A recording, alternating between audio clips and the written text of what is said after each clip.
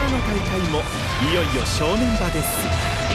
試練に孫悟空、これまで神々を驚かせ続けてきた2人の決戦、皆さん一瞬たりとも見逃すまいといった様子ですね。